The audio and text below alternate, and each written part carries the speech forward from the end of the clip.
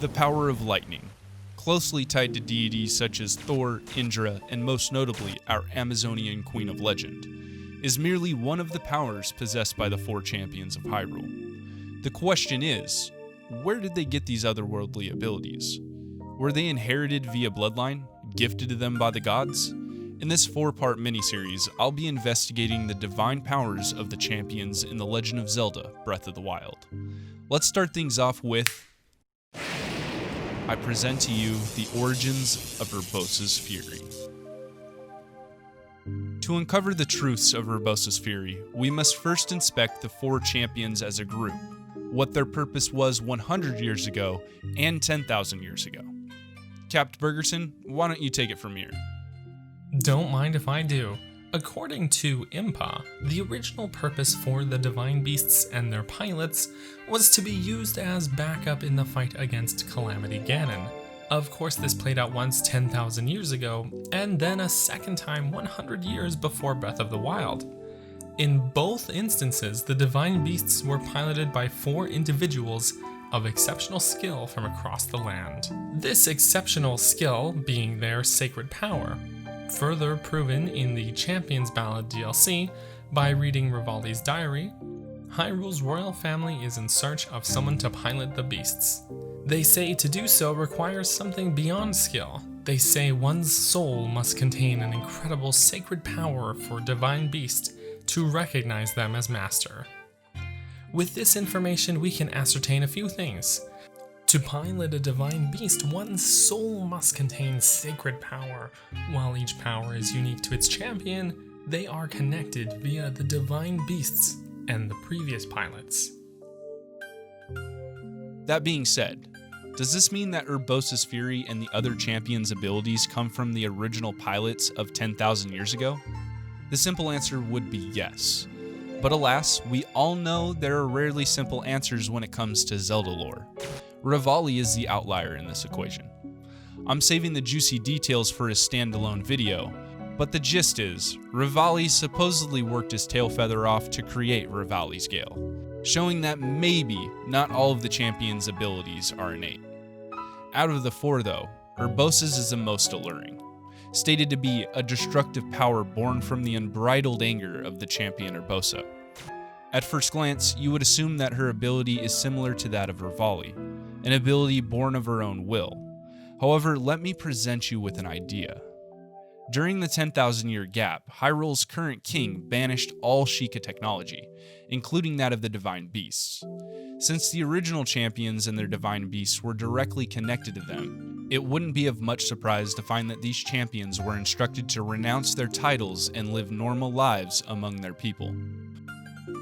With record of Princess Gerudo, but not the slightest mention of the names of the original 4 champions, I would venture to say the king's plan to suppress information regarding anything related to Sheikah technology was successful. So much so that by the time rumors of Calamity Ganon's revival surfaced, the OG champions were nothing more than an obscure legend no one knew the details about, making way for new champions to wield these abilities thousands of years later and be remembered for it. Over a vast amount of time, the people secreted these powers away to one day be wielded in the battle against Calamity Ganon. Again, in the case of the Gerudo, we have a few possibilities of how Urbosa's Fury may have been passed down. The first and most obvious one would be via bloodline. It's impossible to say where the original champion obtained what we'll call Gerudo Fury, but we can make some observations from past titles and work our way to Breath of the Wild. Luckily for us, the Gerudo only make a few appearances throughout the entire Zelda series. That isn't that important though, because we only really need to be referencing one, that being Ocarina of Time. This being the Gerudo's debut, Ocarina of Time features 3 very powerful sorcerers and a Gerudo sage. Kume, Kotake, and Ganondorf all possess both elemental and dark magic. Kotake representing ice, Kume representing fire, and Ganondorf representing darkness. Yet also...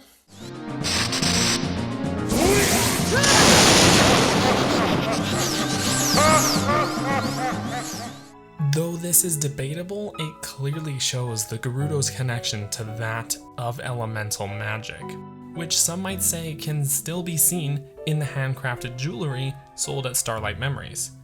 Nabooru is the Sage of Spirit. Sages of course hold an immense amount of sacred power, akin to that of the champions, albeit in a less combative sense, using their sacred power to instead help seal away Ganondorf, rather than, shooting a laser beam at his face. Interestingly, Vanaboris is indeed named in honor of the Gerudo Sage, a fitting way to continue a legacy, don't you think?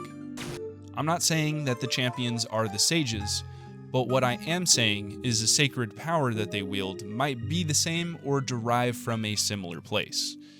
It would coincide with the history of Hyrule dating back to Skyward Sword. New titles, new roles, but ultimately, heroes destined to aid Hylia in the struggle for Hyrule. Informal gifts from the gods to help balance the scales. Another possibility is that the Gerudo's sacred power was preserved via an heirloom, building off of the previously mentioned idea that the king banished Sheikah Tech and the powers of the champions along with it. After hearing of this, the Gerudo needed to devise a way to show that they had abided by the new laws placed before them. That's when the Thunderhelm was created, an heirloom containing the thunderous anger of the Gerudo people, designed specifically to remember Vanaboris and the champion that rode it into battle. Proof of Urbosa's power still residing within the helm can be seen when Riju uses it while approaching Vanaboris, as well as when talking to Riju about the helm after defeating Thunderblight Ganon, stating, "This Thunderhelm still holds some of Urbosa's power. If you want to wield that power, then you must address the concerns of my people and bring a resolute peace to our town." She even refers to it as a sacred treasure at one point, further beating it into our heads once you've obtained the helm, saying, "I know that you, more than any other, will be able to use this Thunderhelm to its fullest potential. I believe you can unlock the power of Urbosa that lies within." Clearly showing us that Urbosa's sacred power, or the fury of the Gerudo people, resides in the helm itself, granting the next worthy individual its power. What Riju says about Link being able to wield the helm properly is false though, as its full power can only be used by a blood descendant. Even after Link has obtained Urbosa's fury, he still can't tap into the full potential of the helm, not unlike the Master Sword. What makes this even more intriguing is that the helm was sought after by the Yiga clan, not once, but twice. Knowing that an item exists with the potential to allow someone to tap into the power of the Gerudo is valuable information, especially when this group was attempting to revive Calamity Ganon. Think of what could have happened if he was able to get his hands on such an item. Oh, how the imagination can run wild. Though, I doubt Mr. Bananas for Brains was thinking this far ahead. It's likely the Yiga stole the Thunderhelm to buy Ganon more time to regenerate himself. Still fun to think about though, right? Nevertheless, the Thunderhelm's role as a source of power still stands. I believe it to be a combination of the two possibilities. By using the Thunderhelm, the Gerudo were able to hide their sacred power. To any outsider, the helm would be seen as nothing more than a regular piece of armor. But in the hands of a Gerudo possessing the blood of their champion, it could be utilized to its fullest potential. A perfect way to ensure the ongoing protection not only of Gerudo Desert, but also all of Hyrule. And that's a wrap. For now, that is. I assure you, there's still more evidence to come. I can't spoil too much, but each champion plays their own role in this mini-series. For now, what are your thoughts? Did Urbosa inherit her powers? Was it a gift from the goddess Hylia? Or could it have been dormant within the Thunderhelm? Did I miss anything? Let's discuss it down in the comments below. Thanks go to my channel members, CaptBurgerson, who helped co-host today's video, and most importantly, you, the viewer. Capt, why don't you go ahead and tell them where they can find you? Of course, and thank you to everybody for watching this video. I'm Daniel, though you may know me as CaptBurgerson from the podcast The Hylian Gamescast, though I do have my own YouTube channel, so you can find all my social medias at CaptBurgerson. And thank you so much to RMFH for having me here. It's been an absolute honor and a pleasure. With that, I bid you all farewell. Have a wonderful rest of your week, and I hope to see you in the next video. RMFH out.